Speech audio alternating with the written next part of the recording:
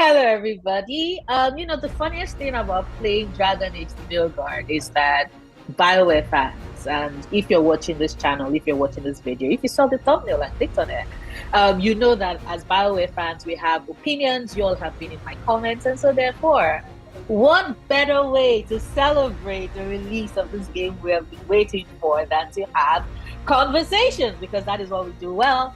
And I have three incredible creators, people whose work I enjoy and I admire. They are here with me. You all can see Micah. Micah is touching all the hearts. I'm certain you remember Micah from the conversation. So if you remember that video and had a great time with it, I can bet you that you're going to have a great time with this one. But before we get into that, I would have my guests introduce themselves. We'll start with Park, move on to Micah, and then finish up with Nike, and then we'll come back to me. So. Thank you so much, Noria. Hi, everyone. My name is Hark, also known as Angel Arts on the YouTubes. I have been a YouTube Let's Player for the last 11 years now. I've done a lot of very story-driven based games on my channel in addition to tabletop campaigns, which Micah has also participated in as a player. Like Noria, I'm a very analytical person. I am very invested in breaking down story and characters and just really embracing passionately the companion characters that you end up adventuring with. So in my Let's Plays, I will stop and pause and just talk about whatever is in my head, which I know is not everyone's cup of tea, but I think if you're a fan of Noria's content, you might that might be more of your jam as well on my channel and everybody else's channel in this video. So thanks so much for having me here today, Noria. Well, hi everybody, I'm Micah, because who else would I be? So, like Noria said, we have had a past video together. I absolutely love her content. I am analytical, but I'm just out there, you know. You just got to get a lasso to bring me back sometimes. And I'm also good friends with Hark, aka Angel Arts. He exposed me to the fabulous world of Dragon Age. Why I have a YouTube channel today, blame him. So come at him in the comment sections. Yeah, and it's just been a wild, fun ride talking about Veilguard. I'm also a Let's Player. I also do cosplay with my Let's Play. I do it all, honey. You just get it all with me. But that's my time, and I'm gonna give it over to my boy Nate. I'm more specifically Knight1029. I had a longer username, but I shortened it because it's much better than sounding like Knight1029384756. That's a lot to say and to remember. That's why I looked at my keyboard. Anyways, I make also analytical videos, mostly just analytical videos. I have done 4 up to Veilguard's release, responding to a lot of people who are frankly kind of dumb and didn't really understand Dragon Age too well. And but my normal content is me just making stuff that I find interesting and analyzing it and whatnot, right? I have a lot of thoughts and opinions on Bioware games because they are my favorite kind of video game. I dream about Bioware games. I try to shape and mold every game and criticism basically to why isn't this literally a Bioware game? And if you like that kind of stuff, I don't know, maybe consider looking at me, I guess. Thank you very much. Thank you, Knight. Thank you, Ark. Thank you, Micah. This is going to be one in a 4-part series because what we did is we're bringing basically each one of us have questions that we're asking, and so therefore I would say that after you've watched my video, you should check out Knight's channel, Ark's channel, Micah's channel. I'm going to leave everybody's link in the description box, and like I did with Micah, because you all know I like to be extra like that, I'm going to put the link to their channel and also put up one video of theirs that I really love, that I think captures the essence of the kind of content that they make. So, you know, after you watch the video, you can look at that, and if you like, please consider liking, subscribing, because it all helps. If it is that you did find my channel from one of the other videos and so you have no idea what I'm about, hello, I'm Noria, and I like to talk a lot about characters and stories and themes, and I do that across different media, so movies, TV shows, books, and more video games. And these are my happy plays because I'm a very proud nerd, and I do believe that media do have interesting stories to tell us about ourselves, about the world around us. And when you engage with these pieces of media with that in mind, in good faith, for what it is, that the authorial artistic integrity that these pieces of media have, then you leave that with a very further enriched experience. And I really do like exploring that with my videos. So if you're new to my channel and that sounds like the kind of thing that you like, consider checking out some of my other videos. If you like what you see, consider hitting subscribe. I'm just saying, I'm all over the place, kind of like Micah. You're my cousin. So okay, we'll move straight into the conversations, and because this is my channel, right? And if it is the oldies that are on my channel, they know what this is about. I did do a 7-video series leading to the release of the game. So you all would probably already guess what my first question is, and that is about the companions. Yes. So the question I will be asking, like I said, this is one in a 4-part series where we have different questions that we're asking about the game so far. For those that are concerned or worried about spoilers, please, there is no need for you to do so. This is going to be as minimal spoilers to no spoilers possible.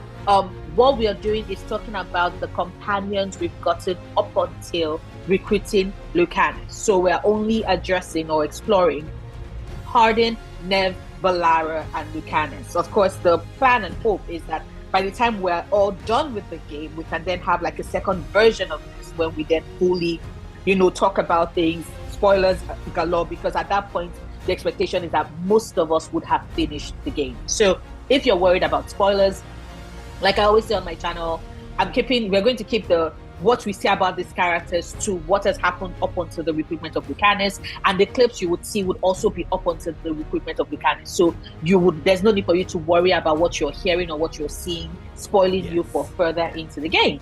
And so therefore, we're going to kick things, like I said, we're talking characters, we're talking about the companions, what are our thoughts about them, what we've seen so far, what we've gotten to know, how do they stand up compared to the other BioWare companions, the staples, especially in early game, right? Because I do think that is something that a lot of people keep forgetting about. So we'll go in the same order with which the introductions went. So we'll start with Ark. Thank you. Going into this conversation, I want to start in the order that at least I recruited everybody up to this point. So you start with Harding, which I think makes perfect sense because she is your, again, anchor to Dragon Age Inquisition, because that's where she originally appeared in, which I think is smart because it helps people who do come from that previous game have a familiar face. And I love her new design. She, does look different from how she did in Inquisition, but she no longer has an impressive forehead. Yes. Yeah. But I like her feel. I like her energy.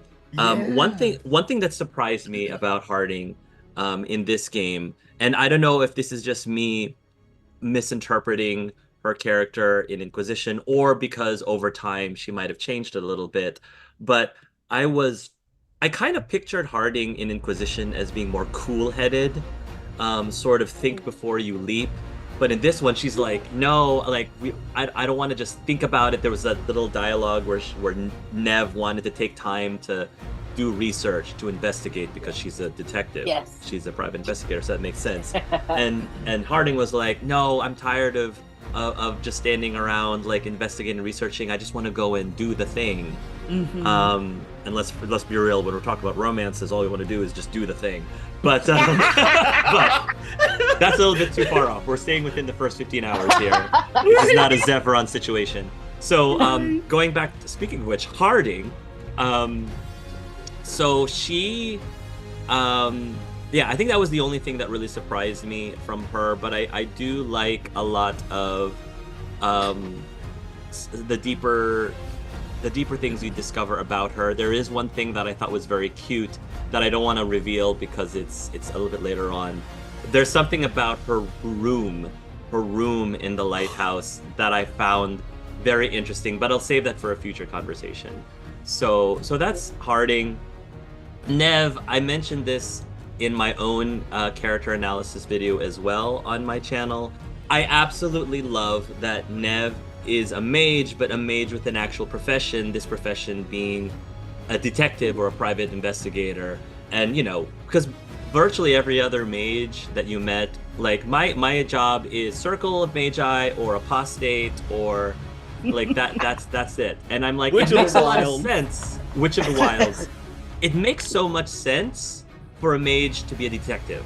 Like there's so many things you could do with that. And now I want, whenever I play D&D, I think the next character I'm going to roll is a mage detective because I think that's just awesome and fun. And so going into this game at this point, I have a lot of high hopes to go down that mystery route, like actually doing a lot of investigative mystery type of things because I'm a huge fan of mysteries in general. And so I think Nev is awesome character concept wise. Belara, I love her energy. I love her adorkableness. One thing I was thinking to myself going in was I'm curious if she's going to be like PB from Mass Effect Andromeda. She's very different from PB. Yeah.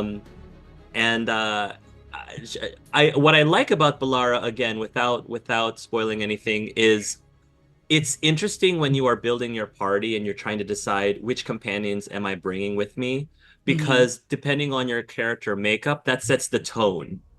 And so sometimes I specifically bring Belara with me when I feel like there's a companion mission where I think the companion whose mission we're doing would appreciate a little bit of levity, would appreciate a little bit of lightness in what would otherwise be a serious situation. And so that's something I really loved, that I noticed going in between the party banter of Belara, because she ends up being a very good support system for the other character who's dealing with their issues, dealing with their baggage. So that's when that's how I utilize her. And then finally for Lucanus, very different from Zevran, like refreshingly very different from Zevran. What I think is really cool is when I first was introduced to the Antivan Crows, I think Zevran hails from a darker side of the Crows, or a darker section of the Crows, especially because of how he ended up becoming a Crow himself. And so my first impression of the Crows felt really shady to me. And I'm not a assassin character type of player. But in meeting the De La Mortes and meeting this family and meeting Katarina and the eye candy that is Viago and Ilario.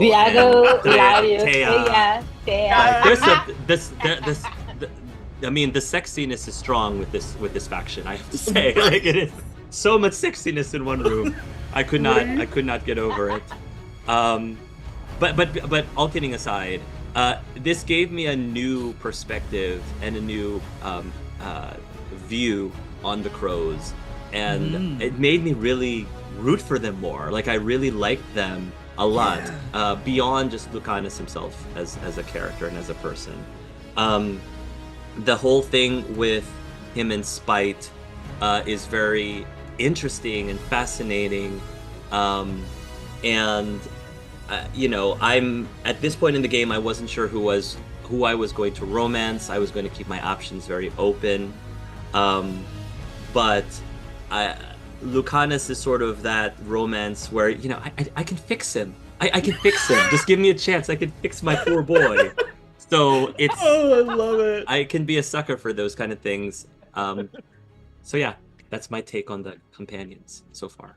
And would you say so far, because it's 2 layered, so on a scale of from Origins to Dragon Age 2 to Inquisition, I'm not saying rate them like, are they better, but I'm saying that what I mean is that would you say that they are representative of the BioWare companions that we know we've grown to love. Because I have seen some conversations online about how, you know, some people are like, well, the companions fall short, and so that's why I'm curious, like, so far what you've seen so far, what you've experienced so far, would you say that they are shaping up to be, you know, part of those hollowed halls of, oh yeah, the good BioWare companions that you get to really like and really enjoy and, you know, eventually love maybe after a couple of days? Individually, yes, I do strongly feel that they are up to par, but beyond that, the dynamics between them is off the charts. Because one critique I had with Dragon Age 2, for example, is I like the individual characters, but when they started interacting with each other, dare I say bickering and fighting with each other, it was just, I wasn't really a fan of that sort of dynamic, because it just seemed like they were constantly at each other's throats, and I'm like, why are we even a party? Why are we even like, it's because it's one thing to sort of poke at each other playfully or in jest, or even if they disagree and if they are arguments, like in general when they're having a conversation, when people in Veilguard, the companions in Veilguard differ in opinion, it's still coming from a good place. You at least know that they're not, you know, there isn't that animosity that I could feel strongly between the Dragon Age 2 characters. Because Dragon Age 2 characters, they could be pretty darn nasty to each other sometimes. And I wasn't getting that in Veilguard. The diverse opinions and conflict was still there, but you weren't questioning like this party's going to implode. Like it's just a ticking time bomb that's going to explode any moment now. And I think as you continue playing through the game, it is very apparent why this story is more about the Veilguard in many ways than it is about even Elgar'nan Gillenane. You know, it's really more about the companions, which is very Mass Effect 2 as well. Yes. So in that sense, yes, 100%, I think we got what we have been getting in BioWare games in general, and the best of them, the best aspects of them. So that's okay. Micah? So for me, I'm just gonna rinse and repeat, Hark.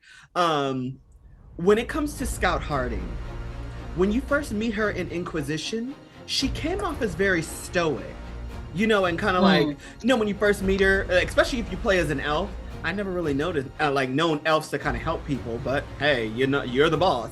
You know, you see this kind of, like you said, cool, level-headed girl, and then when you meet her in Veilguard, it makes sense that she is like, let's go.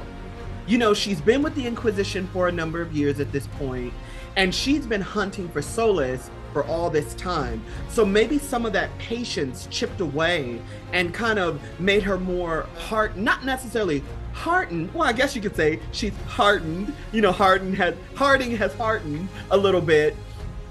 But I like her innocence, because you still get a little bit of that Harding innocence from Inquisition, especially if you flirted with her, and you get to see some of that in this game.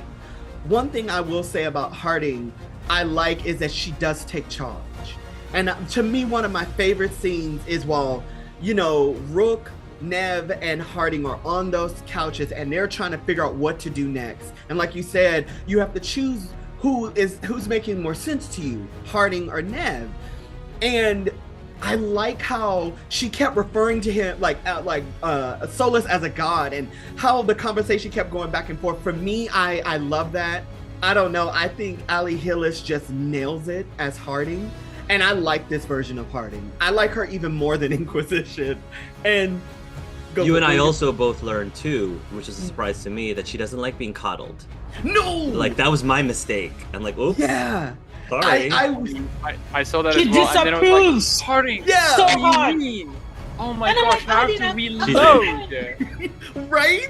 And it's just like, no, I want to love you because you're my friend and you're my baby. I want to give you everything, your baby girl.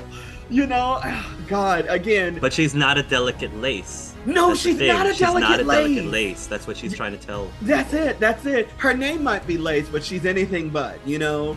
And I like it. I love it so much. And especially once you learn how she becomes one with her ancestors. I'll let you guys figure out what we're talking about.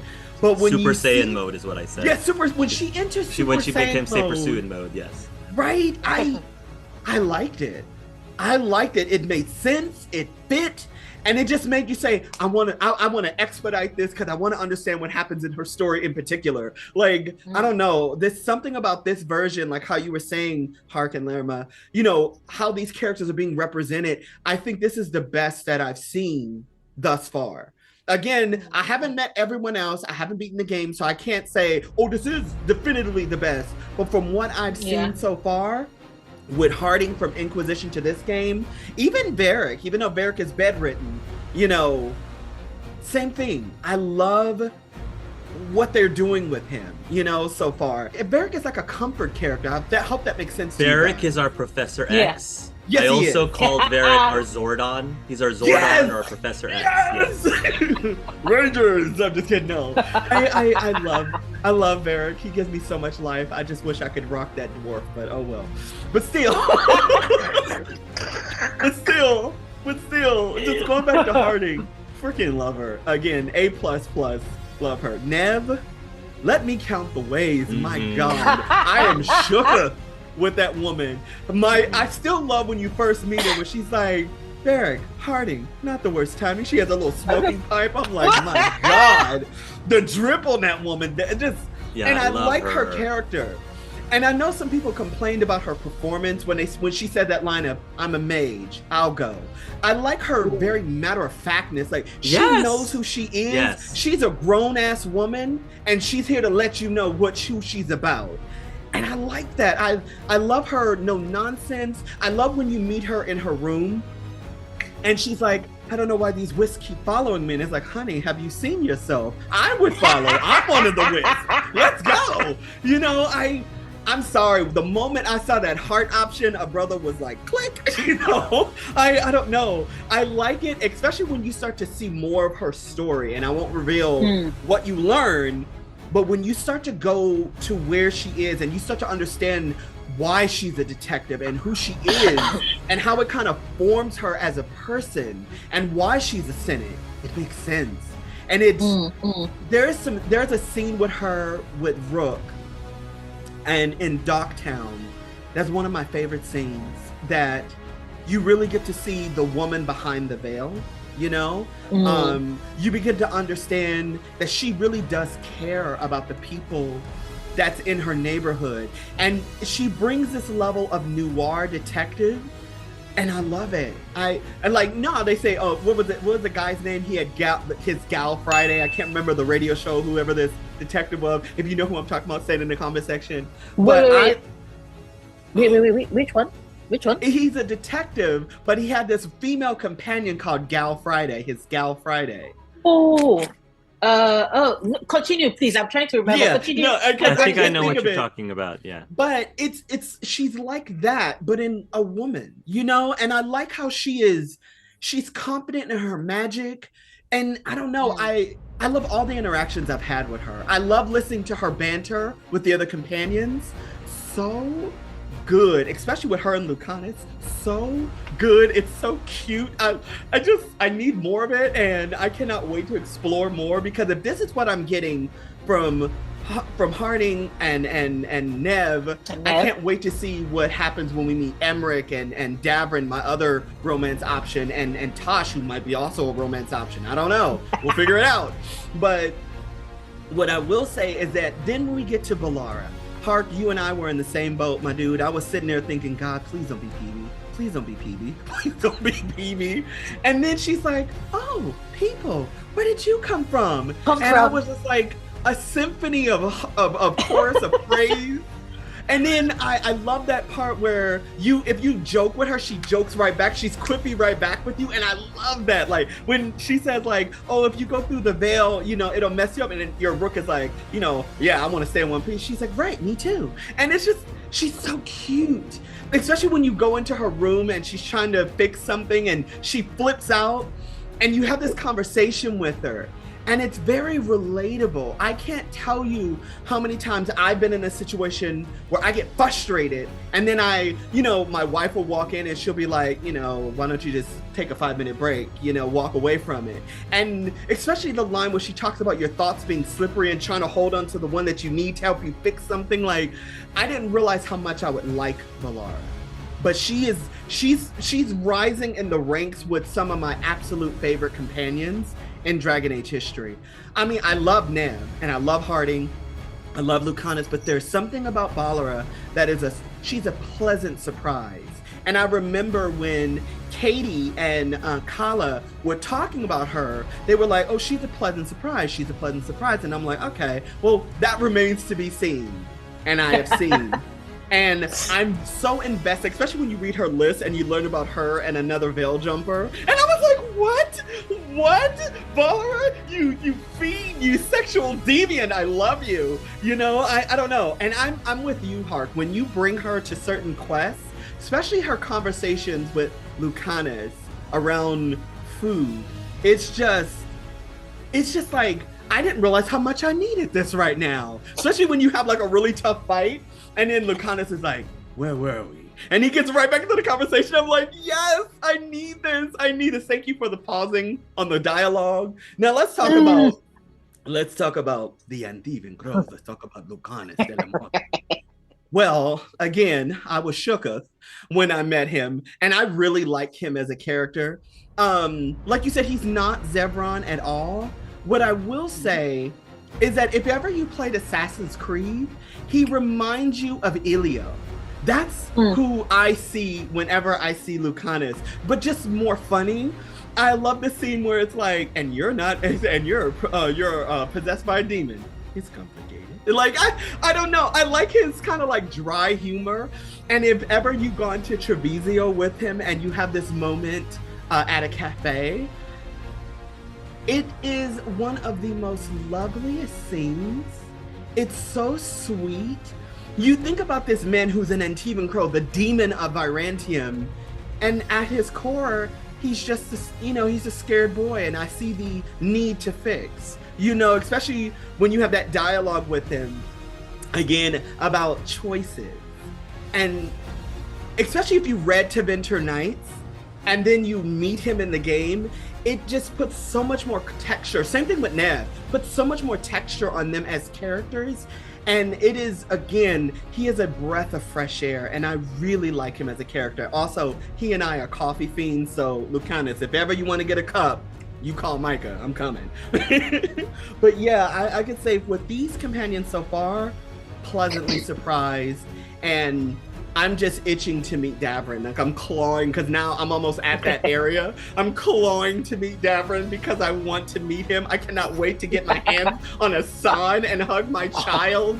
But anywho, I'm done. Night. What about the question about how you see them with regards? Do they fit the stereotypical BioWare companions that we've all grown and loved? Do you think that they stand a chance of being in that hollowed hall of fantastic Dragon Age companions that we've always gotten in their games? Yeah, I would definitely say, especially when you run into Lady Morgan, she blends right in with them. Like when you have Nev and Harding, Nev, Harding, and Valara there when you first meet Morgan, which is not a surprise. We all know she's in the game. But when you meet her with them, it doesn't feel like they are out of place with her or they don't blend with her because she's an established and well-known character. Same thing like Varric. So to me, this has the BioWare stamp of approval. No notes. That's the best way to put it. No notes on these kids because I love them. But back to you, my dear. So, Knight? So I have a lot of thoughts about it. Okay. I think pleasantly surprised is such a good thing for Laura, but I'll get to her now. So one of the things that I love about BioWare companions, right, is that I get to talk to them a lot. And there obviously is something with Veilguard companions, which is you don't get to talk to them as much. You get to talk to them like in a direct conversation sense, less than like Dragon Age 2. And Dragon Age 2 didn't let you talk to them about much. And this is one of the things that I'm grappling with, and with Blar when I get to it, is why I'm okay with it. I would have liked to just ask Harding, so Harding, you're part of the Inquisition, eh? And have her explain her ideas and emotions and everything like that. But we don't get that. But like, from what I at least can tell from the game, we'll get to that eventually. But from what I know about her, at least now, I like her a lot. You know, I would have liked her like first quest where she like tests out something, right? It's really great. It's a nice like fun romp, and I do like her personality as in that. I wasn't necessarily as surprised that she was like a lot more direct, because when we saw her in Inquisition, we didn't really get to understand her personality much beyond that. She's scout-laced Harding, swift and cunning.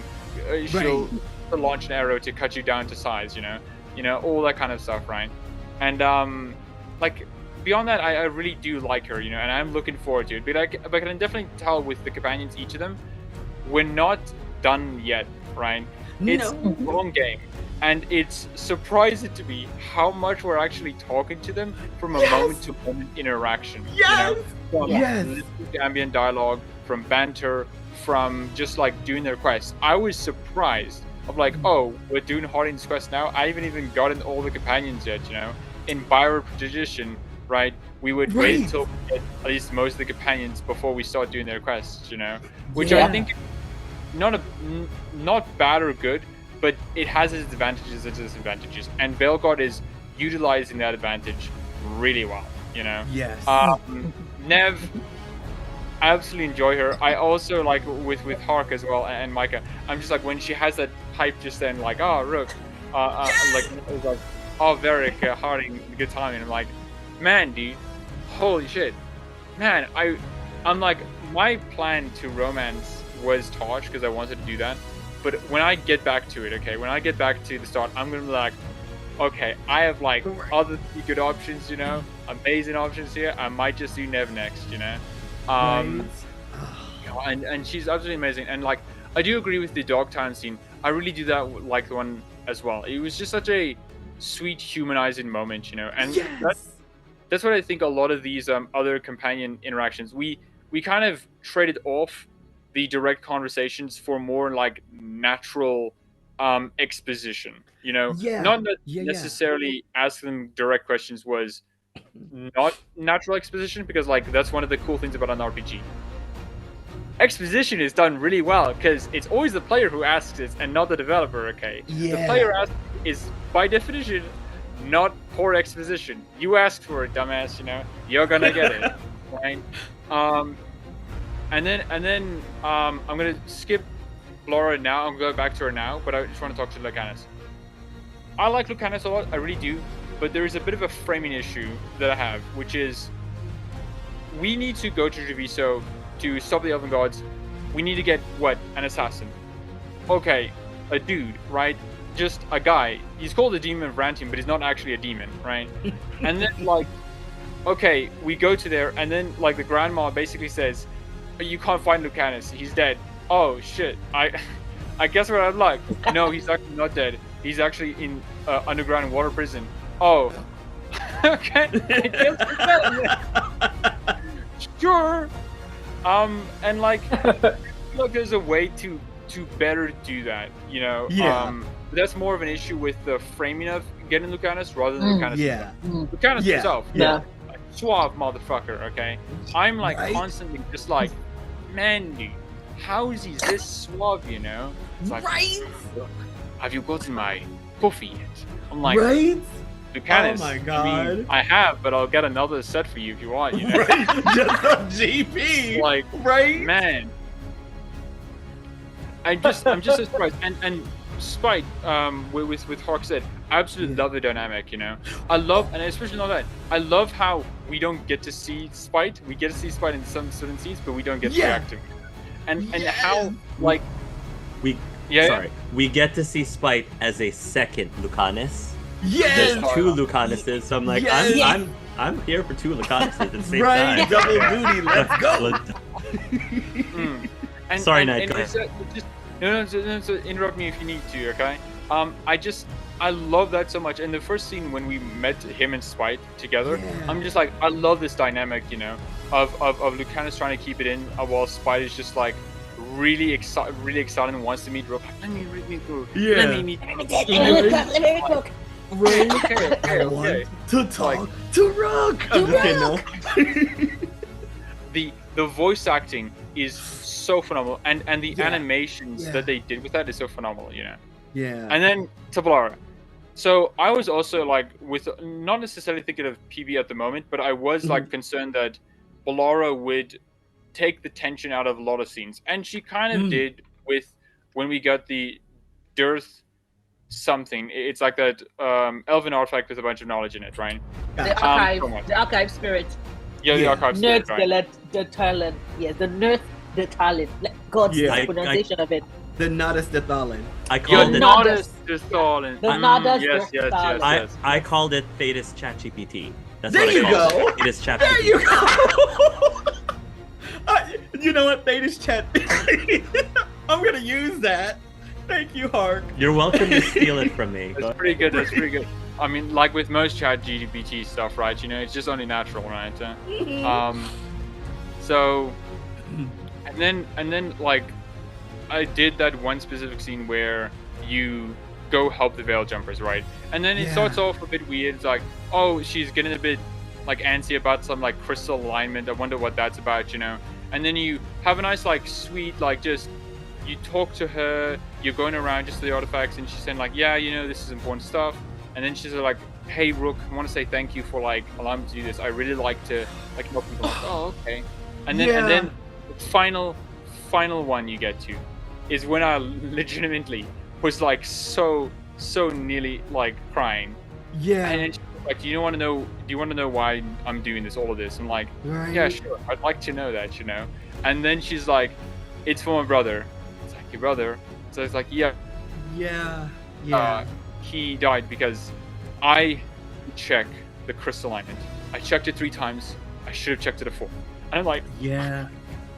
no, Yeah. don't do this to me. And Right. then she's talking and Right. like the conversation is so good on emotional level, but also answers so many questions on just Yeah. like, oh yeah, like this is the Veil Jumpers. They're more about the ideas of the ideas over the person, and she loved her brother because of who he Right. was, but not the idea, right? And Right. and the reason why she was so mad about the person who like was saying like let's not check the crystal alignment was because her brother died from that. And when she Yes. realized she crossed that line, it's like, oh, immediately stop. It's like, oh my gosh, this makes no sense. And then Yeah. and I, like a direct quote, because Yeah. like after Ballora said that Kyrin like called her Vorshivan, which is Elvish for hummingbird. Yes. She said it was because I could never sit still, but he loved me for it. Said it kept me thinking, trying to keep up, Right. and he helped me too. He kept me Yes. focused. Now he's We- gone because Yeah. I wasn't good. No, And it's like, it's it's not your Yeah. fault. You have to know that. Then Yeah. why does it feel like it was? Oh, yes, and it's just It's like, like- Yeah, you lost someone important. Guilt's part of that, but you don't yes, learn to get past it. You'll drown. I wish it were that easy. I tried. I told myself I couldn't have done anything, and my head Yeah. believed me, but my heart doesn't. And I'm like, right, Oh. and feeling like she deserves forgiveness when it's like, Yo, and look, literally at and the end, it's like, ugh. and then she says Yeah. like, she'll trying to honor him by finding the truth about their people, that the Yeah. notice is like an artifact importance, and then she says, and then maybe when I do, I'll feel what yes, that he forgives me, and I'm like, no, yes, your like, brother doesn't forgive you. Don't do this. right? I'm legitimately like so emotional at this moment, and I'm like, this is why Bioware didn't let us like have direct conversations, to have Yeah. scenes like this where we are like, we need to ask these questions about these characters. Yes, Then when we ask them, they find the right moment and then hit us, right? And I'm like, Yeah. okay, yeah, if this is the sort of like trade-off we have to make, I think we can have both. But if this is like, then this is still like phenomenal. You know, Yeah. like Belong just like from that one scene shot up so high for me. you Yeah. know, on Yeah. my most favorite companions, you know, and like when I'm still gonna romance Tosh, but I'm gonna be look forward to like romancing her and see what that happens, you know. Right? It's just so amazing, you know. And Dude, you made me cry. How dare? I mean, like it's such an emotional scene, you know, and it's just like, it is. man, what? Laura, I'm so sorry. I know it did nothing, but I'm so sorry. Please. Right? Like, where's the hug option? Where's the hug Oh, option man. to tell that Oh, and sweet then- baby it's okay? And then like throughout the entire thing, and this is like such an amazing point for each of the companion scenes. It's the animation work, the voice work. After Laura says all that, she looks so exhausted, you know. And I'm like, no, please don't. And that's the same for like all the other like companions ones as well. Nev's one in Dogtown when she like just grabs it like some barbecue fish, right? I'm like, Yeah. this is such a small moment, and especially when she said something like, I wish I didn't take the job, and I'm like, Right? oh no, But no, I'm it's so sorry, you relatable. know? Yeah. Yeah, and like it feels like so real because like one of the things I think that makes Pyro Companions so real compared to like other companions in video games is that we have questions we ask and we get answers to those questions, and those questions feel very real and personal to that individual, you know. Yeah. That's like, and like to answer your question, Nora, about like how do I feel it compares, it is by far better than like most of the companions, right? Like Yeah. especially in Origins, because like Origins companions were mostly just like dialogue, done, dead for the most of the game, and served for the Yeah. quest, right? Dragon Age 2 was better at this, same with Inquisition, but Veilguard has like increased the number of moment-to-moment interaction Yeah. substantially, you know. I'm just yeah. Especially- Yeah, I don't want to get too spoilery, but there's also moments where you're running around the lighthouse and you just run into ambient conversation. It is so nice. I don't know. One in particular is between Harding and Lucanus, and I love it. I think it's the most cutest conversation. It's really short, guys. Do not expect some drawn out conversation. But when you run into it, it's like, oh wow, what an interesting little conversation. It's very pleasant. But I'm so sorry Yeah, to like jump all- in, but my goodness, No, so yeah. like all the answers we normally would get from our companions in direct conversations is like strewn about like all naturally. So we still get a really good understanding of our companions, who they are, how they feel, and what motivates them, and all of that kind of stuff. We just Yeah. get in a different like presentation, which I don't necessarily think is bad. It has its advantages. I mean, like Laura's entire scene is literally a demonstration of that advantage, you know. Yeah. But I do sometimes wish that we could have both, you know. I get why Byron didn't do it. But yeah, anyways, Hockey, you wanted to say something? I wanted to piggyback off of something you said with having more moments with these characters in Veilguard, because with going to Baldur's Gate 3, having played Baldur's Gate 3, one thing that I subjectively felt in Baldur's Gate 3 is I do think overall, at least before I played Veilguard, I did think overall that Baldur's Gate 3 did a slightly better job with romances in their game. I think that they just took it to the next level in a lot of cases compared to the BioWare romances. However, one thing I will say that I think Veilguard has surpassed Baldur's Gate 3 in, even this early on in the game, is that the platonic relationships are better. They do the platonic, because of huge criticism that people gave in Mass Effect, for example, was that it seems like you were locked out of very meaningful scenes with companions if you were not romancing them. If you were not, romancing them, then you didn't get this really super sweet scene where you danced with Garrus or something along those lines. So, like, you can still dance with Garrus as a friend or as like a BFF, or like, you know, why can't I have a bromance with Garrus? You know, things of that nature. And like, so it would be even worse, right? Oh, no, because I just feel on your point, like with Garrus, right? Because like, I'm sorry, it is universally like good that you get to shoot some bottles with Garrus on the rooftop. On that exactly. If that was locked to a romance, right, it'd be like so bad, dude. Yeah. So It's a very so bonding experience. Like even just chatting with him, especially when he talked about her flexibility and his reach. Like I don't know, maybe Yes. that's just me, but still. So what I'm trying to say is in Veilguard, the fact that you get to have these dates, I'd like to call them, these Yeah. outings, like going out for coffee with Lucanus, going on this, you know, relatively peaceful trip with Balara to recalibrate things with the artifacts, or going with Harding. I'm not going to spoil anything, but when I went off with an outing with Harding, that's when it hit me, and I'm like, I feel like I can actually have a very meaningful, platonic, deep relationship with these characters, which goes beyond even Baldur's Gate 3. Because in Baldur's Gate 3, I would have loved to have been able to go on an outing with each of those characters, but that was just not the part of the mechanics of that gameplay. You know, So with Baldur's Gate 3, it's so odd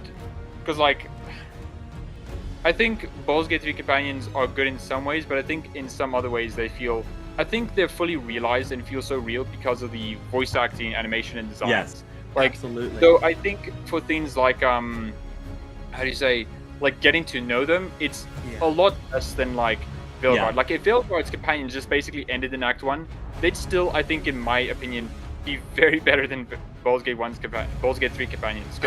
I can agree who with that. Gale's mom? Exactly.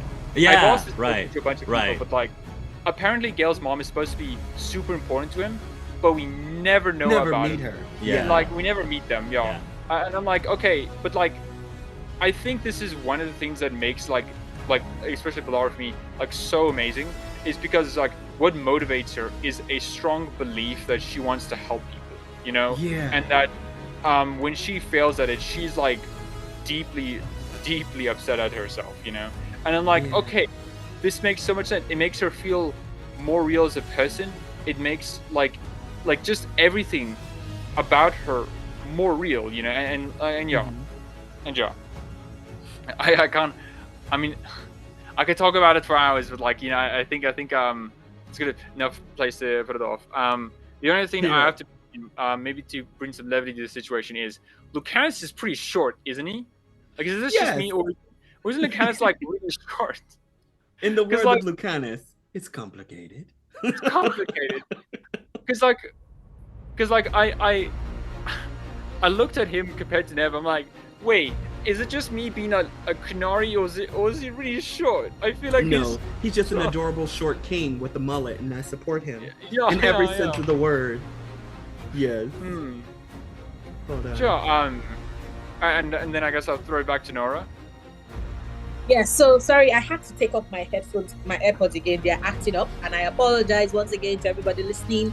My neighbors are doing construction works, and so you can hear a lot of like, you know, banging sounds. But that is what happens when you live in an apartment block. So I do think that a lot of what you all said, like I agree 100%. I think that like these are one of the rare characters, and this is not common in RPGs, right? No. And I'm always someone very interested, like very happy when studios innovate, because then that means that, and this is coming from someone that loves RPGs, because I wish like my neighbors are so, you don't need to be doing this now. Anyway, sorry, I apologize. I'm distracted because I can hear the sound. So the thing I love about when studios innovate with things like this is the fact that what it then means is that their peers end up building on that, right? And that is something that BioWare as a studio have always done. They've experimented with certain things, and then other studios end up learning from that and doing that even better. And if this is the kind of like relationship building that we are getting with characters and companion characters in RPGs, I would be a very happy camper, because this means that we can only go forward, right? So with Harding, I agree with everybody, right? I was so surprised because I was feeling like heartbroken, because my first playthrough, I chose her to come along with me, and she got hurt, and I was expressing concern, and it was clear that she did not want that. And so that made me realign or reconsider my initial assessment of her. Like you know, like Hawk mentioned, like Micah confirmed, and also Knight, like she's somebody that does not want to be cuddled. No. Now, Initially I was like, wow, that is a big change from Inquisition, but like, I'm not sure if you know, it was Micah, but like Micah said, right, it's been over 10 years. She's been the person chasing after Solas for 10 years. And the Lace Hardin we meet in Inquisition is somebody that she, you know, volunteered for the role. She was like, oh, I think I'll be good as this person in the Scout. That is her learning. She's had over 10 years experience doing this. Experience means that now she's more confident. It means that she's seen a lot of things. She's had a lot of experiences. And so to me, it then makes sense that she was more take charge. It makes sense that she's now more take charge in Veilguard. And it also makes sense that she does not want to be coddled. Because my understanding is that she believes that she's not the Lace of 10 years ago that was just starting off. She knew the dangers. She signed up for the dangers. You're going to have to treat her with some damn respect. Yeah. And I'm like, I'm sorry, sis. I was unfamiliar with your game. Don't worry. I fully respect you. Your decisions are your own, Lace, and I'm going to stick with you and stand by you, right? That scene we get in Demeter's Crossing, like when we're at the dock and we're about to go, like this happens for everybody, Nev or Hardin, depending on who is injured, but it hits more with Hardin because with Nev, you know, with Nev, it's like Nev knows what it is that she's about. It's very clear, right? So even before we get to Demeter's Crossing, when we're stepping out of the Alluvian for the first time to shop at Alathan Forest, which is when we then run into Irilyn and Strife, right? And then they're like, oh, please help us find Balara Luther. Like, when we're stepping through that, you still get the chance to be like, hard, like, in fact, I think it's, if it's Hardin that is injured, it's Nev that is like, are you okay? And then if it is Hardin, it's, you know, and then if it's Nev, it's Hardin that is asking. But you still get the chance to be like, are you sure? And she's like, someone's got to do it. There's a difference between when Nev goes, someone's got to do it, right? Because Nev is already very in control and in charge as a character. So you feel less inclined to coddle her. Because she's always, the first time she shows up, she's shown up as this woman that is fully in herself. She knows her own worth. She knows who she is. You know, she's confident. She's strong. She's got things handled. Like, when you showed up, the Fanadori they were already frozen. She was like, they're like, oh, we thought they had to catch your head, so did they? You know, that's how we were introduced to her. She's like, can you imagine these stupid fuckers? They really thought that they didn't know that I was playing the long game, right? So her saying she's got this, like, you know, someone's got to do it, she's got this handled. You're like, of course it's Nev. But with Hardin, you're like, really? And that was the point. That, and when we're on the docks going to Demeter's Crossing, when we get the chance to ask her, like, is she sure? Like, no, initially when we're like, let's go to Demeter's Crossing, like the two of us, and then she goes, nah, you mean, no, you're like the three of us, and she goes, nah, you mean like four of us, you're not leaving me behind. And you know, she reiterates that when we get to the docks. And that was the point when I realized that the three women we get to meet first in Veilguard are all very take charge people in different ways. You have Nev, who is like, she takes charge, she's in control, but in this older, mature, you know, I'm a detective, this is what I do, I'm the one leading the way because this is what I, you know, this is, and I think that by virtue of what they do, their roles, it speaks to how they take charge in different ways. Nev is very detective, I am following the trails, I'm following the information, and so therefore I am going to lead because this is my job. Hardin is like, Hardin is a scout, so of course I'm going to go ahead, I'm going to find out all this stuff. You cannot tell me that you're worried about me being in danger when my role as a scout has always been, I have to be the one to see the danger first. So of course she's that's what her shtick is. But Lara is the scientist, which means that of course she's going to experiment, she's going to try things. Some things are going to blow up. Some people are going, like, that is what happens with research, especially this type of research into artifacts that people do not even really know how they work. They just know that they're part of history. It can go either way. It can be a good thing or it can be a bad thing. So there is no way you're going to look at her and be like, oh yeah, you know, there's a worry about the danger, because Balara is like, this is what I do. And that was when I realized that these three women are incredible in their own way. And that is something that we then see through like the Veilguard companions, and it's something that BioWare does really, really well, right? So, like I said, I love Hardin, like seeing Nev's characterization, like you all that time in Dogtown, because I did go with her to Dogtown before I then went on to recruit Lucanus, and it's just it's amazing, right? We're tracking down the relic, and as we're going about, she's like talking to the people in the street. Yes! She's telling the beggars, like, oh, you know, you all should make sure that you're finding somewhere safe, you know, somewhere you can lay low tonight. Like, this feels like her city. This is home to her. You know, and I just she love it. engages. It's so good. She engages with Dogtown in a way that is incredible. That, interestingly enough, none of the other characters do, which is what makes her even more unique. Like, I'm not going to go into much details or further details, but like the way in which Lucanus moves through Treviso, if you juxtapose it against the way in which Neb moves through Dogtown, you can see that one person is more part of their community than the other. Yeah. Right? So it is clear that for Nev, community is a big thing for her. Yeah. Right? For Balara, it is, you know, she's working through the guilt. And there are little things that, you know, the story does. Like you mentioned, Knight, when, you know, she's like, we're going to have to check that collaboration again, and she's talking to the other veil jumper. You can see it's when you have the context of why she's acting like that, and then you think back on that scene, you can see the minute the other veil jumper remembers that, oh shit, her brother, I am so sorry. Yeah. Like you could, like, I'm just like, because the first time you engage in that scene, you're the outsider. You're like, wait, what is going on here? Tension? What is happening? What is happening? And then, you know, eventually you're like, that is such a beautifully well written scene. Yeah. That, and which makes it matter more for me, because the companion quests actually actively matter to the companions. What do I like? And this is like, the small quest, not the big quest. Because, for example, let's take Inquisition, for example.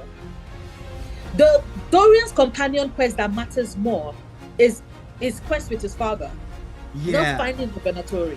Because you're like, the Venatori, you know, what matters more for Varric is helping Bianca, not necessarily just blowing up the Red Delirium. Like, there's always been main companion quests. Like, the small ones don't matter, but the big ones do. That has always been what BioWare, you know, previously used to do with the companions.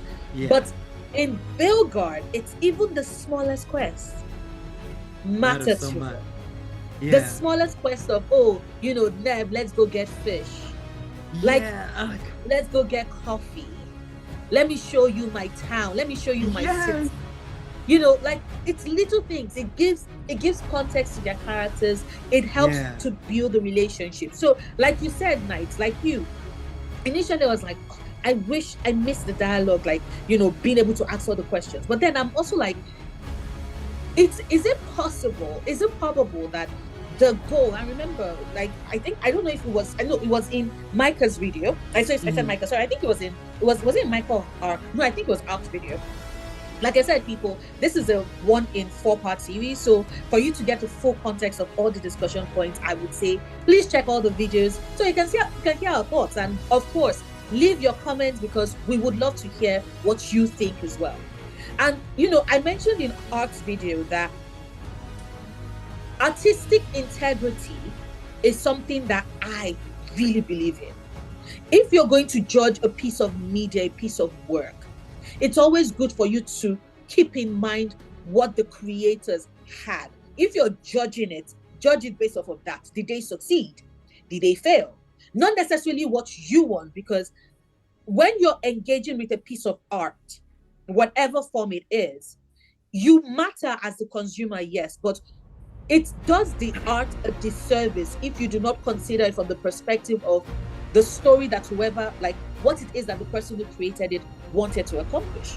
Yeah. And so what I looked at, right, with regards the dialogue was, is it possible that what Veilguard was going for was realism?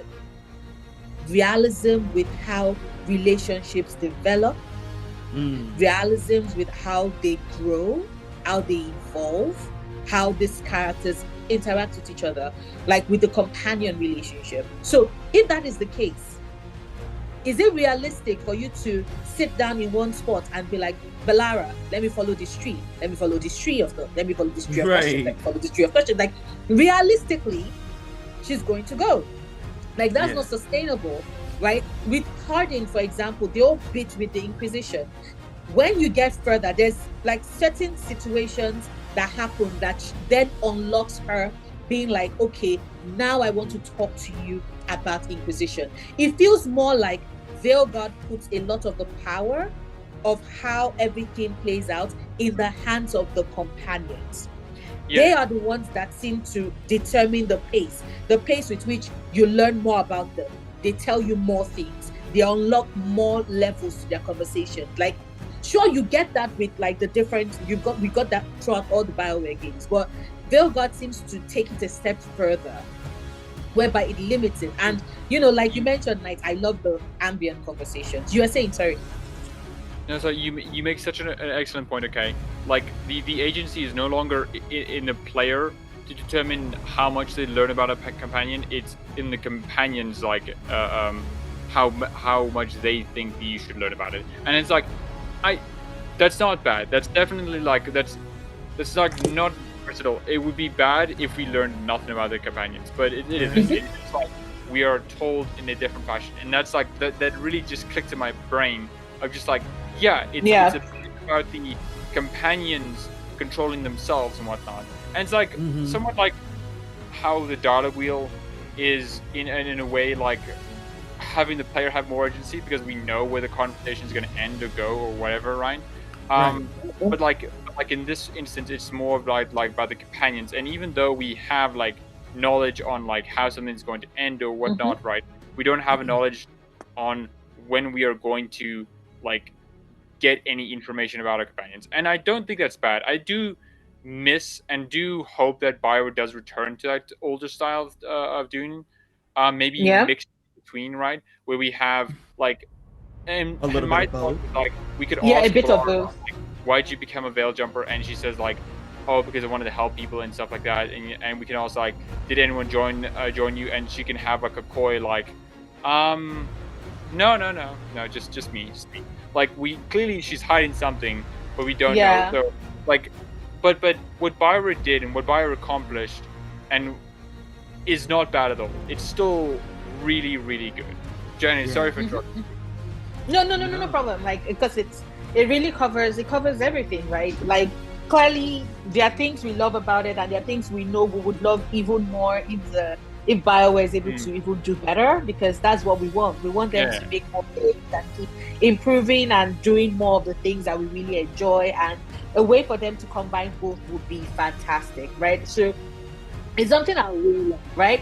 And you know, I've spoken about Harding and Balara and Nev to a point, and you know, the same thing with Lucanus, right? When we meet Lucanus, you know, what we mentioned about Zevran and you know a particular type of the Antivan prose, I also found it. I also was like, okay, you know, this is a bit different from what we've always known. But then I also realized that is it not possible that the reason why Lucanus is different is because he's a Della Morte, right? And so therefore, this is a commentary on how even within the Antivan prose, there is a class structure. The direct relatives, the expected heirs to the talons, are not going to have the exact same treatment or experience as the son of a former prostitute and a slave that was bought into the group. You know? And so is it possible that it's also a commentary on how even with the crows, there's structure, right? So Lucanus, for example, is not going to be able to actively tell us that, oh, this is how things were, because it's something that he might not even be privy to, because that unfortunately has never been his experience. That is something that I was keeping in mind. But like meeting him for the first time, that dramatic like that was the most dramatic introduction of a companion character we've gotten. I'm like, of course, Lucanus. Of course, you're going to break yourself free and be like, I'm gonna spread these spiked wings. I'm going to give you a great ass back shot. I'm going to turn around and be like, huh, who sent you? Because I was like, you dramatic ass crow, And then the whole conversation, because I think that with each of the companions, it feels like Dragon Age found a way to expand on the lore, right? Or expand on like questions we have or thoughts we have, or even questions we didn't know we had. So, for example, so a human can be an abomination. I always thought that was only a mage. We learned that with Lucanus. Oh, okay. So turns out that certain dwarven people can have certain powers. This is interesting. Why is this happening to you, Lace? All that are layers to the questions that it just feels like it's a mystery in and of itself that the game wants us to unravel over time. So just as we learn more about the companions, we learn more about these little elements about them that the devs and the writers have put into place, and I personally find it very, very interesting. So like the rest of you all, we are still early on in the game, but I would say that for me, the way in which I rate or would rank the companions, like against the other BioWare companions, I would say that yes, they're in a very good spot. They are once again showing that it's possible for you to evolve exactly how you tell these RPG stories, and that there's a way in which you can create a companion system where, like Ark said, it feels like an actual party. Like you can actually believe that these people like each other. Yeah. So I would understand why in battle, for example, these two would be like, oh, I'm a prime, you're gonna detonate because we are friends. Right? As opposed to me being like, those two hate each other. If I take them to battle together, lore-wise, role-playing-wise, I'm like, that motherfucker is about to set up that motherfucker so that they die on the field. Like, of course we know that it's not going to happen, but in my role-playing brain, I'm like, literally, if these two are enemies, like, why would you be priming any shit? You'd be like, I've primed them, like, fuck you, go detonate it yourself, you fucking, like, that's what, that's the kind of thing you get. But you're not getting that. We're not getting that because, this characters would feel like they are friends, like they are looking out for each other, like they actually do care. And like Ark said, they might have disagreements. I'm not sure if it's Ark or Micah, but they might have disagreements. But ultimately, that the disagreement is not rooted in I hate you. It's we have a difference of opinion. I'm going to respect your opinion while I keep my opinion, and it's all good. And I like that. And I like that.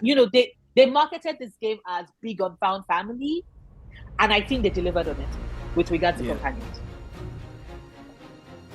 No, we all completely agree. Because like I remember just like when I was listening to the banter, right? Because with Nev and Lucanus, right? It's very clear that like Nev is trying to find an angle and trying to find out the truth about like Lucanus, right? In her own like detective way, and she definitely does distrust Lucanus because like again, whole demon situation. But there's not the same hostility as like with Fenris and Anders, right? Now I don't necessarily mind the hostility as much. I enjoyed it a lot, but I do get like how like Hark and like others may not necessarily like it because again, it kind of doesn't make sense to be at each other's throat. Dragon Age 2 had a bit of an excuse because it's literally just like Hawk's wacky adventure not to get depressed that quickly, and like that's okay, right? But like for Veilguard, it needs to be more about we all need to come together and actually like stop the literal evil gods from coming back and destroying everything, And did you want to say something, Hawk?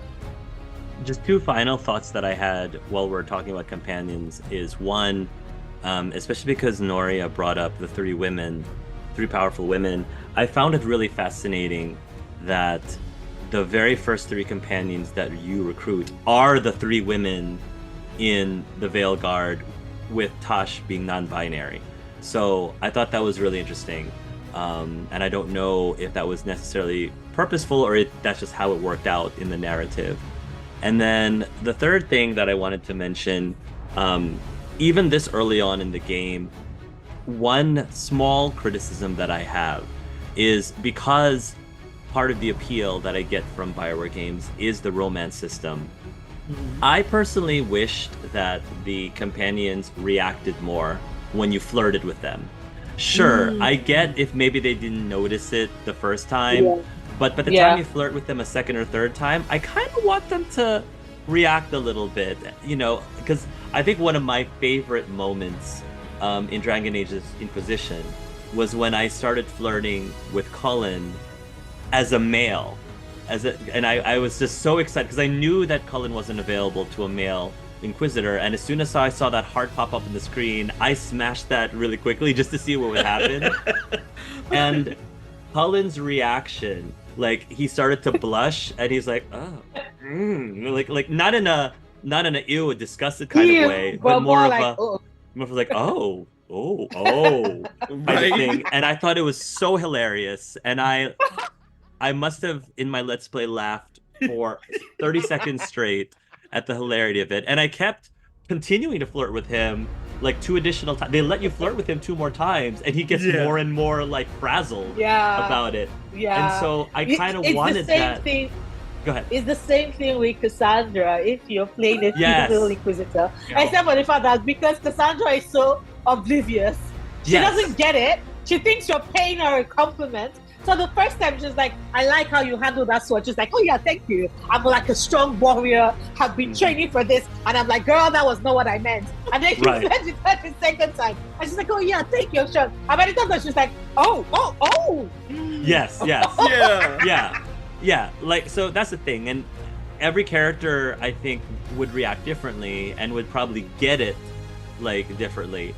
But by this point, because I think, at least for especially the women, because you've recruited them, I think I've at least have been given 2 or 3 options to flirt with them by that point. So that's my criticism, because again, going back to Baldur's Gate 3, I did feel like the Baldur's Gate 3 characters reacted a little bit sooner and gave more fun reactions when you flirted with them. So that's my one major criticism. I do think though that with Harden, Harden does respond. Like, not necessarily Nev, because I didn't flirt as much with Nev just yet.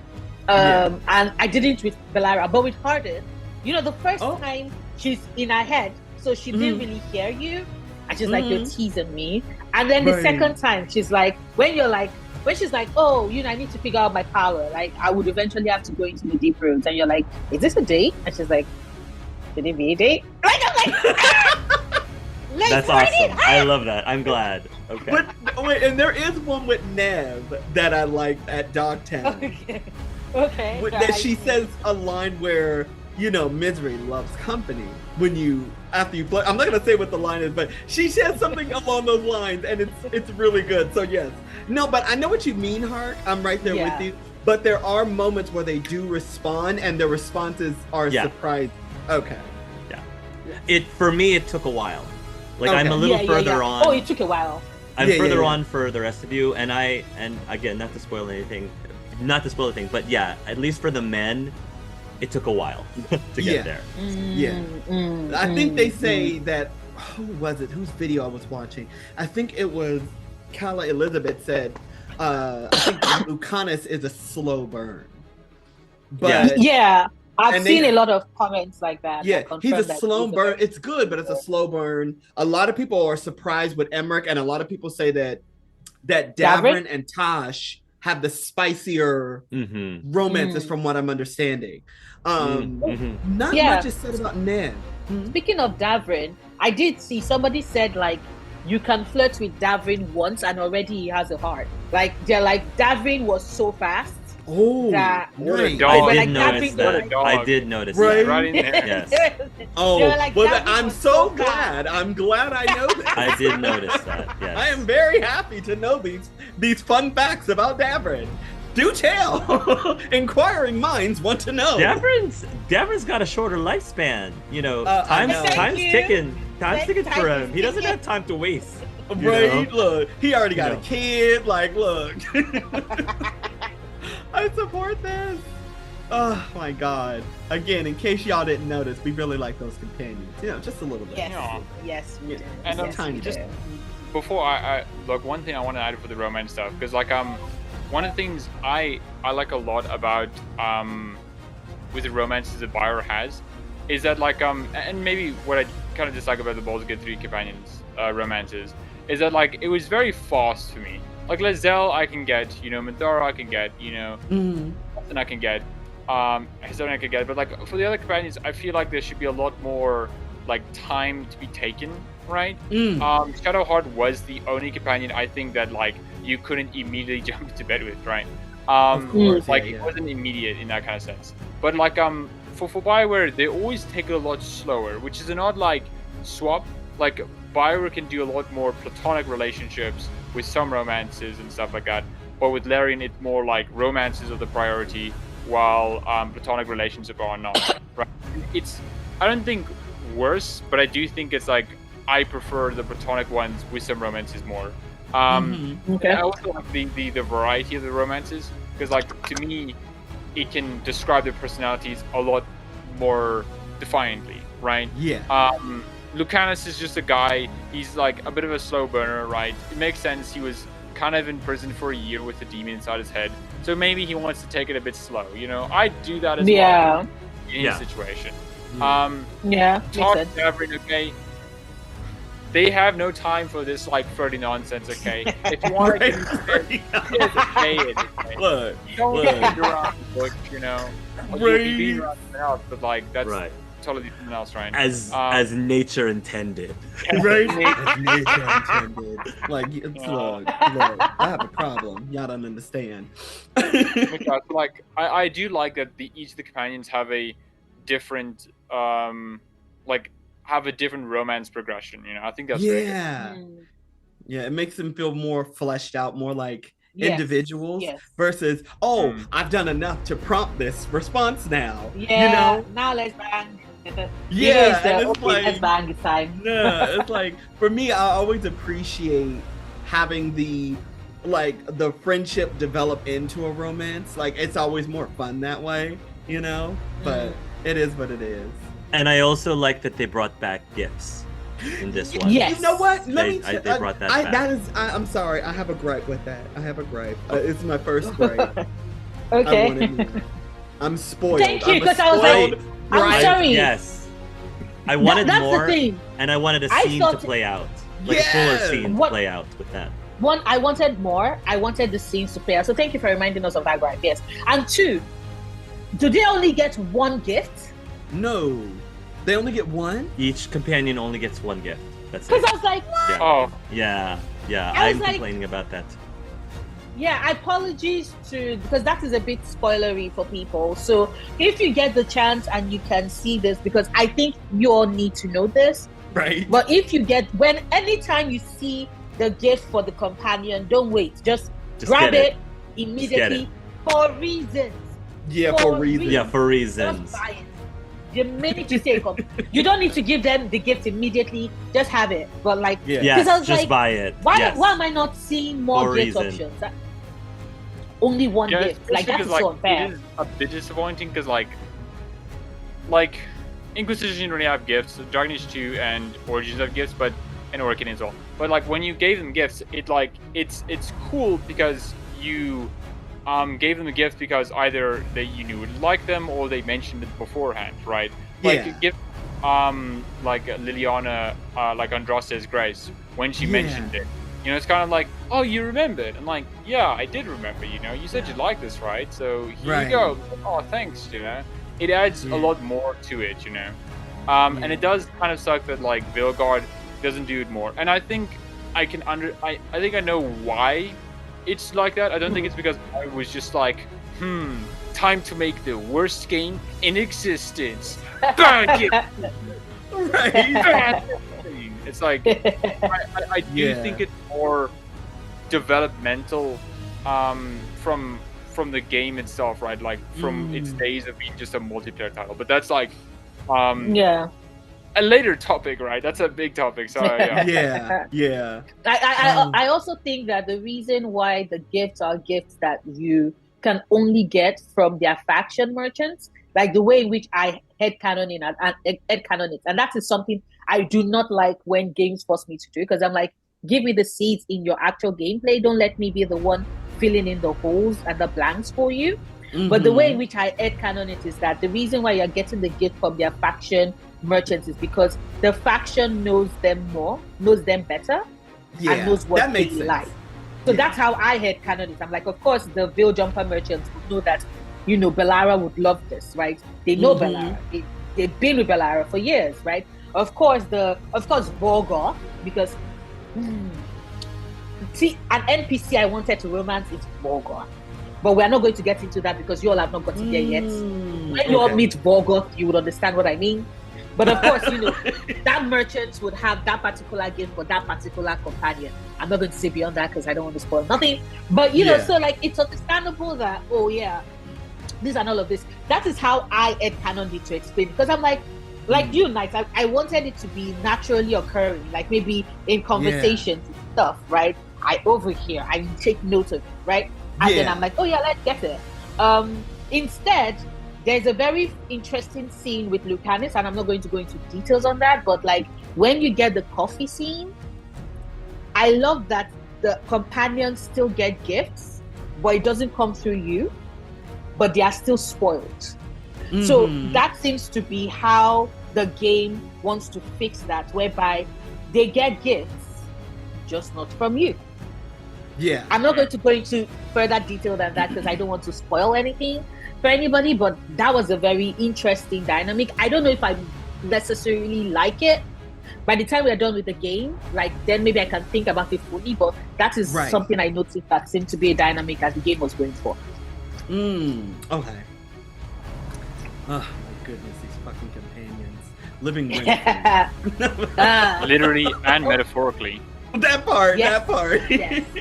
And I cannot believe this is one question and it's almost okay. So the second question I had was about what do we think about the stakes? What do we think about the stakes we've gotten so far? Remember, this is up until the recruitment of, like, after we're done recruiting Lucanus. So what do we think about the stakes of the story so far, and how do those stakes play into the pacing of the game of Dragon Age Veilguard? I guess I'll start because I have a few thoughts on this. I mean, we all have a few thoughts, right? So I think like stakes in a video game in broadly whatnot is you have to have from moment to moment, like, why are you going there, and like how is this like fulfilling the stakes, right? Which is we need to stop the two Elven gods, big bad. Okay, we need to get them. So Nev suggests we need to go to Minrathos to go to the Shadow Dragons because they might have something. Makes sense. It's Minrathos. It's ancient. There's most likely a lot of Elven stuff and whatnot, and there are Venatori as well that could also be related because they were also by the scene in Minrathos. It's Red Lyrium. Blighted Gods are using Red Lyrium. There's some like connection there. So okay, that makes sense. Start another search where it makes sense to start, right? And this is where I think there's a bit of a weird issue, which is second lead. We need to go to find a guy. Who's this guy? He's called the Demon of Rantium. Is he actually a demon? Nah, he's just a dude. Okay, he's just a dude. Okay, we get there because how I did it, I went to Treviso first, right? Because I was thinking like Minrathos feels like it's the is the nexus to go to everywhere else, right? And I'm not wrong. So go to the guy. Okay, the guy's actually dead. Oh gosh darn it, I guess we should give up then. Oh wait, no, the guy's not dead. He's just been in prison for a year. I'm like, okay, I'm sorry, what? And throughout this whole thing, it's like, how is this guy gonna help us defeat the Elven Gods? We already got the stakes established, right?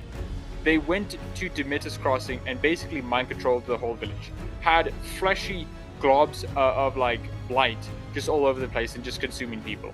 Like, okay, stakes established. These guys are bad, okay? I agree, they probably should be taken down.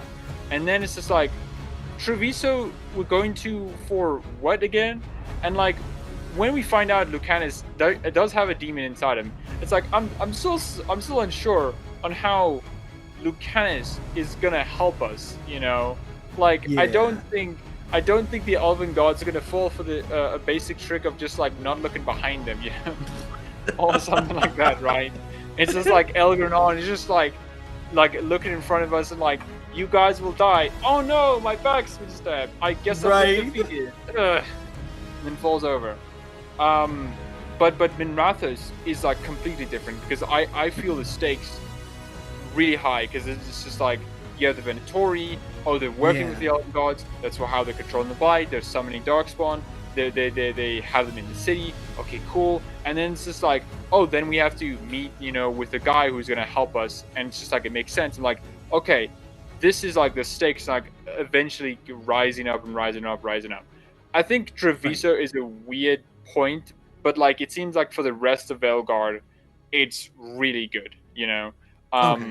Which anyways, just to give context, right? Because you know you said, oh, you know, what's the name of the guy, and of course, you know, Micah and Ark would still give theirs, but I just wanted to mention that, you know, Nev does mention that the demon of Varantium, and the reason why she recommends him is not because she thinks that, oh, you know, the gods are not going to look behind them. She recommends them because of the fact that ultimately what was said about the Elven gods, Gillinan and Elganon, is that they are mages. They are very powerful mages.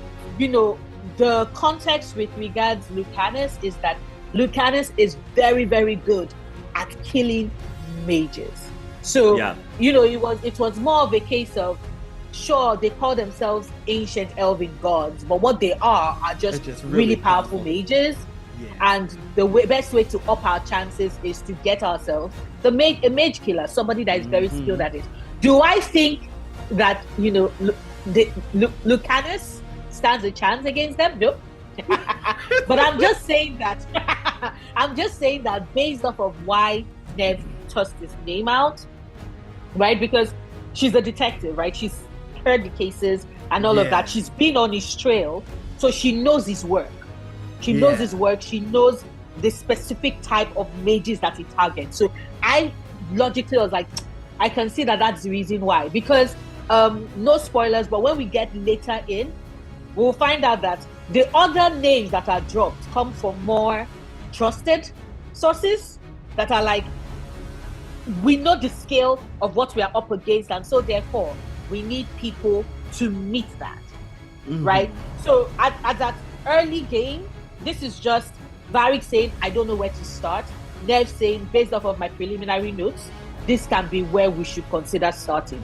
And that is why her notes are, let's go back to meet my faction. And oh, there's this guy that, you know, word on the street is that he's very good at killing mages. Let's maybe bring him on board. So that was how I read that. I just wanted to add that. Too quick. Oh, no, I mean, I just want, because like I do understand that. I do feel like, because like to me, I feel like there could have been a better framing for Treviso, which is the hey, we need to go to Treviso because the Elven gods are like there. Which is in Treviso, we learned that like the Antom are like influenced / related / working with the Elven gods, right? It's like, okay, makes sense. And then when we get there, it's just like, so I will tell you where to go to find out about the Antom until you rescue my grandson. It's like, oh, okay, sure then. And then we recruit Lucanus through like that method, which I feel like would have been a lot more natural, because I do feel like, for me at least, and this is really a me issue, which is the framing of Lucanus kind of like makes me a bit harder to engage with them. But like that does make sense. Yeah. Anyways. Sorry, Mark, you wanted to go? Two very quick points I wanted to make is that I made a comment about how we were about to hire a mage killer and my party was literally 75% mages. Just wanted to point that out. 3 out of the 4 of us were mages. Right. The other point was, for my rook, headcanon, for my rook didn't go to Treviso because he thought that this guy was gonna help us get rid of the get rid of the gods. He went in because he just heard that this guy was really pretty, and Right. the only other eligible bachelor in the lighthouse right now is bedridden. And, Right. And so I'm like, what am I gonna do? Oh, there's a cool, like, smooth dude in Antiva. That's where I'm going. Dockstown. Right. You could Dockstown. Yeah. You could probably help me better with the gods, but I'm priorities, man. Like priorities. Right, priorities, man. Stakes. Love Those are the is in the stakes. air, honey. Those are my Oh stakes. my god, you were dumb.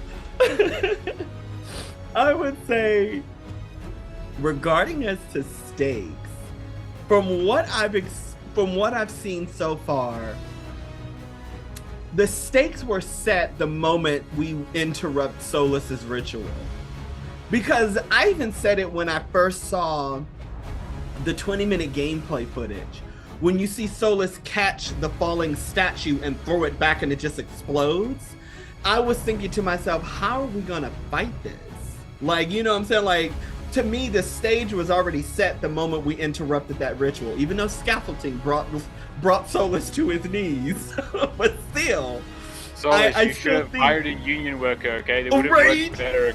yeah, it would have been like, oh, these fucking elves. Let me just remove these Yeah. nails real quick. Then the scaffolding goes.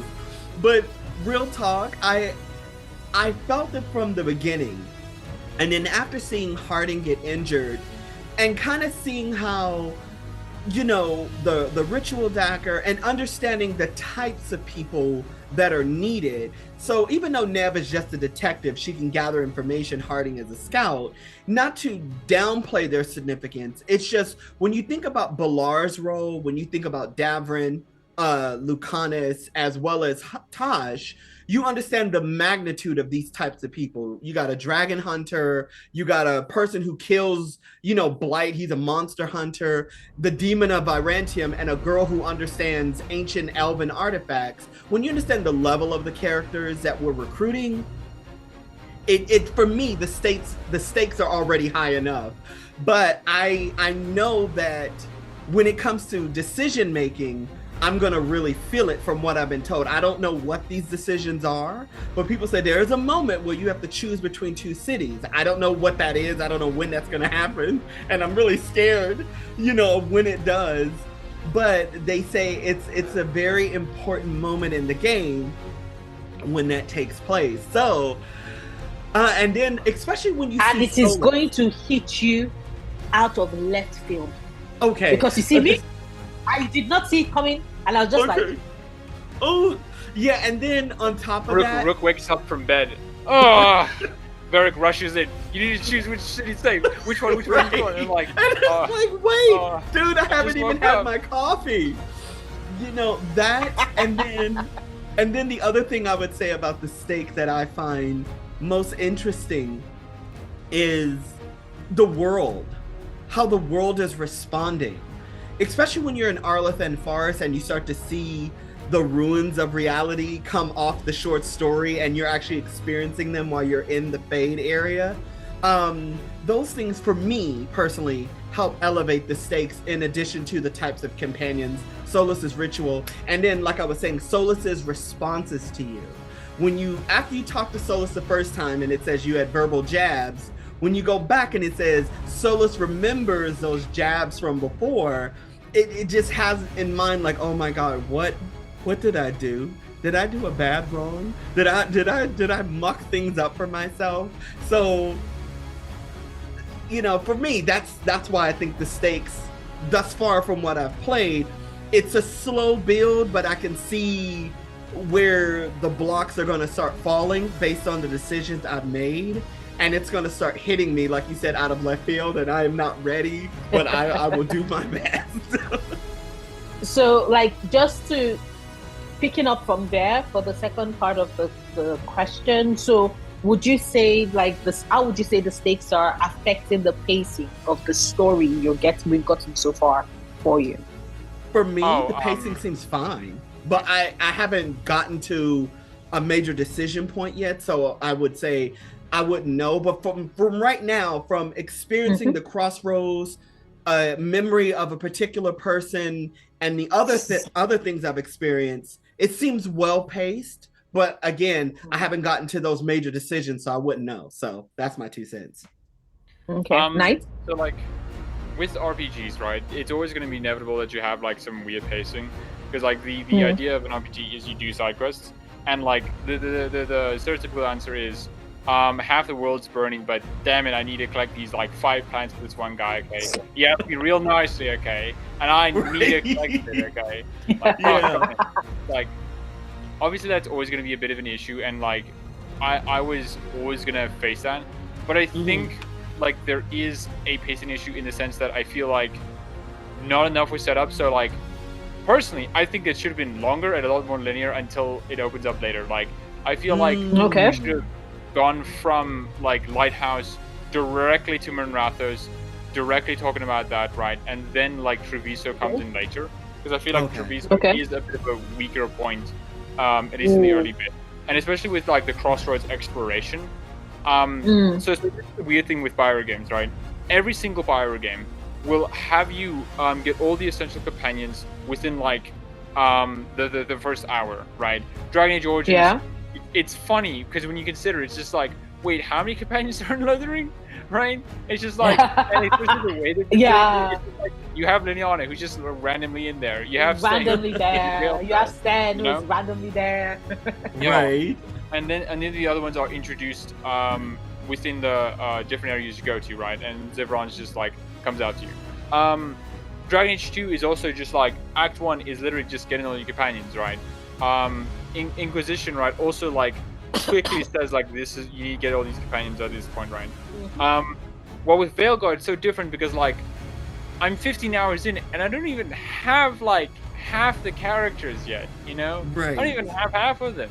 And like I think there's an advantage to that because it allows the player to feel like they can do a lot and explore a lot. But I'm not sure if like this is like just the me thing, or if you guys also feel the same or understand.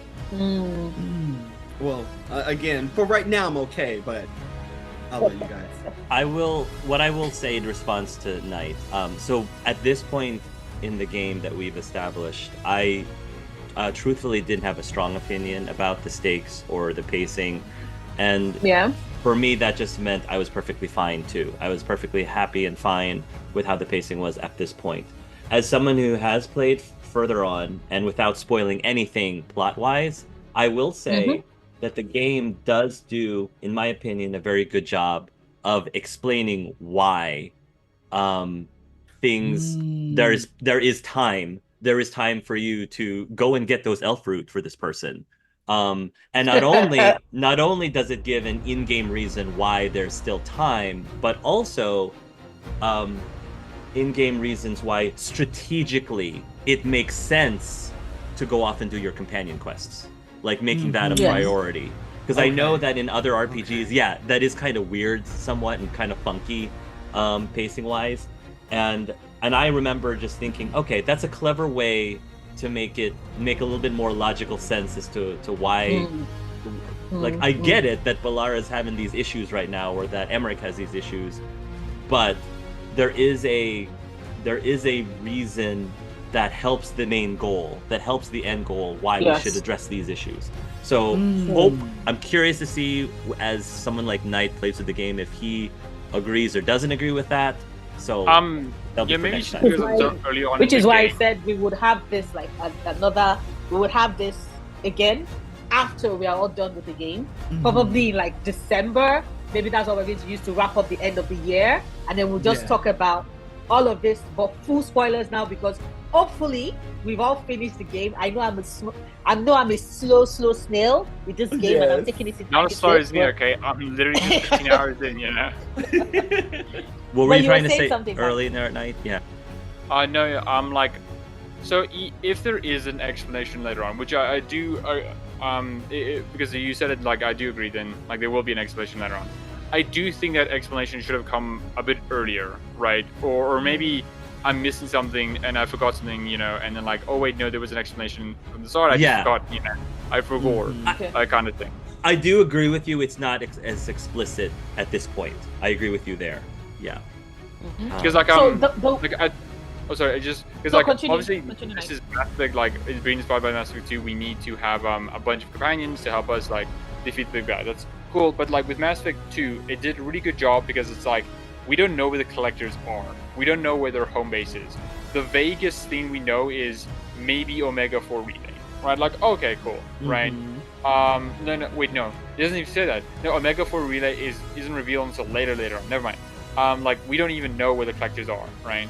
So it's like you taking the time and just like scanning every other planet, you know, and like, sorry, I always find this funny in Mass Effect 2 because there's this planet in the Terminus systems, which is a rich planet, but it is full of people, right? It's an actual like colony, and you could just like send in probes and just like, sorry, man, they're my resources now. Sucks to suck. I always find that funny. But like you can do that, and it makes sense for why you do that. You know, because you need to have the strength to fight the collectors. And if Veilguard is going to have that, then I will like look forward to that bit. Anyways, Yeah. sorry, Okay. you know. So yeah, so it's kind of like similar, right? Because a lot of the conversation has been, from me personally, and how I've been playing the game, is that it's very similar to Mass Effect 2. I personally say that people miss the fact that it is more of a matchup between Mass Effect 2 and Mass Effect 3. And I came to that conclusion at the start of the game.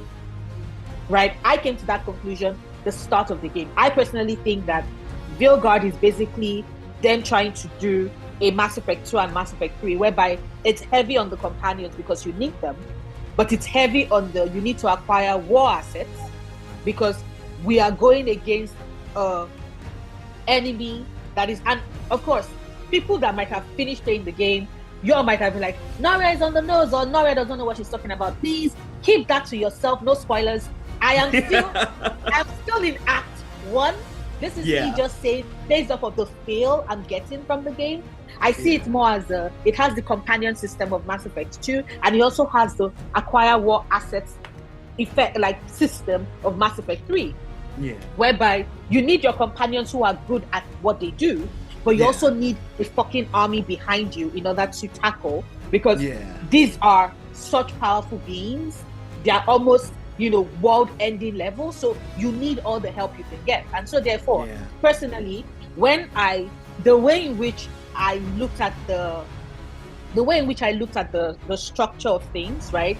And the pacing and how it affects the pacing was that I was like, okay, so every time a faction request came in, I read it as, oh, Noria, we have to build war assets, right? Yeah. Because who knows, maybe I need this faction in like my final battle, like we did in Mass Effect 3. And then when a companion request come in, I'm like, let's go do this, because once again, if your companions are in the immortal words of Jacob, you need them to be all right up here to be able to they have to be all right up here and resolve all the things in here, for them to be focused on the mission. So I'm like, okay, cool. I don't want Bellara being like, she missed a shot and a dark spot got her in the thigh because she was thinking about her brother, right? So if there's anything I could do to be like, Bellara, I got you, babe, that kind of thing, because I see it more as world-ending events, and this is where I think it's different from Mass Effect 2, right? The reason why it seemed like picking up the companions worked, or the squad mates worked better in Mass Effect 2, was because by the time Shepard wakes up from the coma, right, the elusive man has already prepared a dossier. So you already know the people you're getting, right? So instead, what Veilguard is doing is it's spoon-feeding us like, you need this companion and you need this companion. And realistically, like we said when we were talking about the whole thing of why would we go get Lucanus, because Neb is like, let's go talk to my people back home, let's see if there's any information, right? Because after those two, and here's the thing, after those two got released at the end of the prologue, realistically does not know where these motherfuckers are. Solus is stuck in the fade, being all like, well, you have this handled, don't you? Go on, handle it. You messed up my ritual, now you got to deal with it. So I'm like, Rook, we are running all around like helter skelter. My mother would say, like a headless chicken, being all like, oh shit, can we possibly see a solution here? No, to me, it feels realistic because there's no all-seeing power. You know, with Corypheus, we didn't know who Corypheus was. Yeah. Our focus was on, oh shit, there's a hole in the sky. It was after that happened, Corypheus came and we're like, oh, we fucked, right? But the companions we picked along the way were all for the purpose of mending the rift in the sky. Mm-hmm. Yeah. Right? So in that way, it was easier because they knew what they wanted, right? You needed the rift in the sky meant that there were demons pouring in and who knows what else will come in, which means you need a warden, right? The rift in the sky means that, oh, we definitely need mages because we need some power, right? Oh, you know, Templars can come in handy and all these things.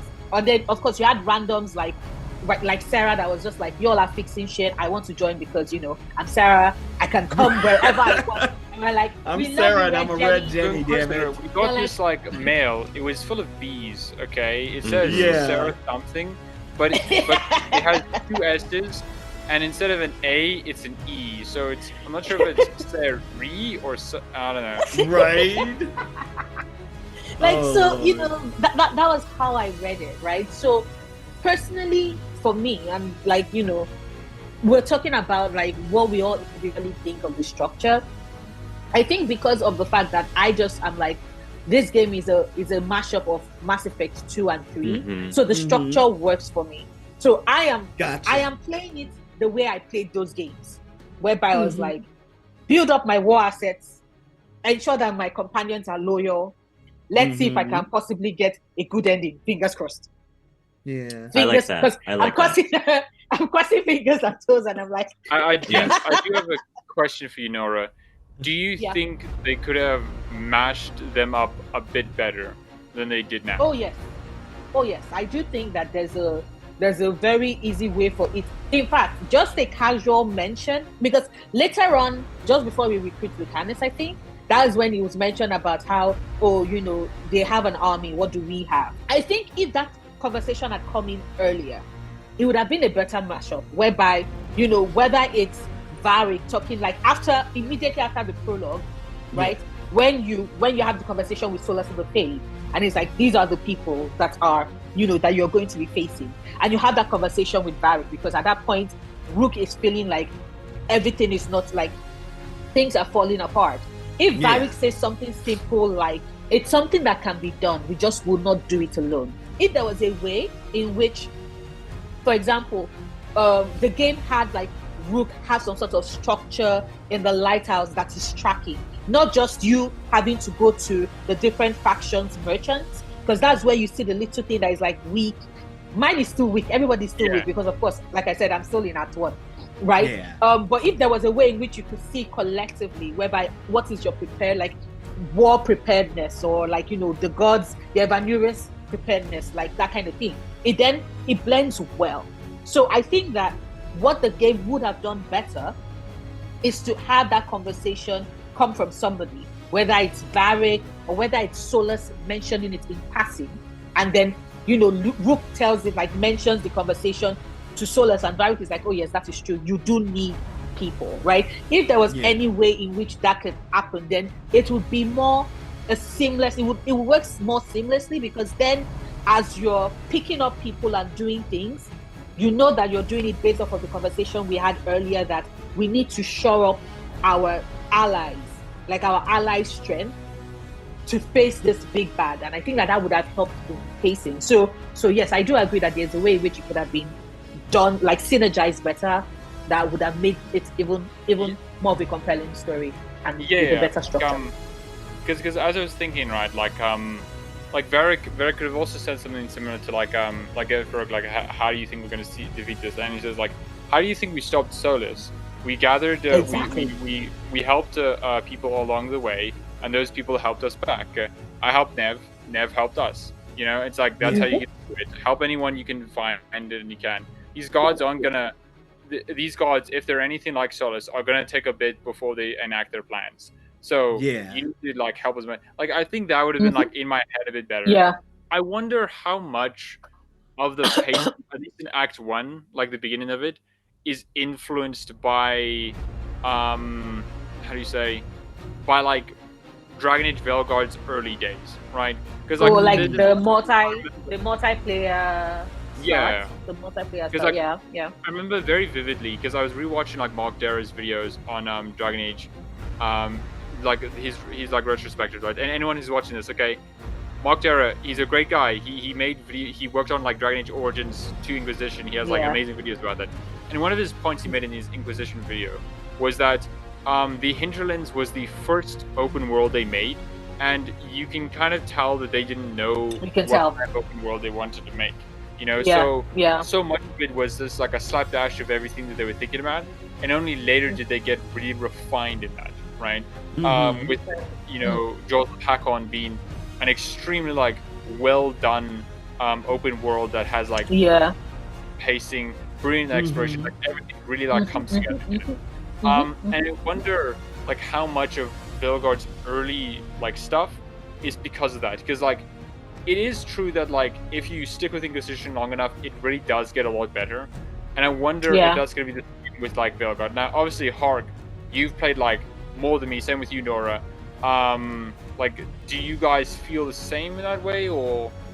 Yes, because I feel like there is room to explore, but I think that the best way I would put it, it's more concentrated with meaningful stuff, I guess is what I'm trying to say. So it's what I like is that they're not trying to throw as many fetch quests, like I'll say meaningless, like less impactful or meaningless fetch quests hilly-nilly just to keep you busy in the space. Like I do think that the individual quests that you pick up, the side quests in the different maps seem to be interesting and are very story driven. So it does feel more like hack-on type of levels, if that's what you're asking. Okay. That weren't just hacked on.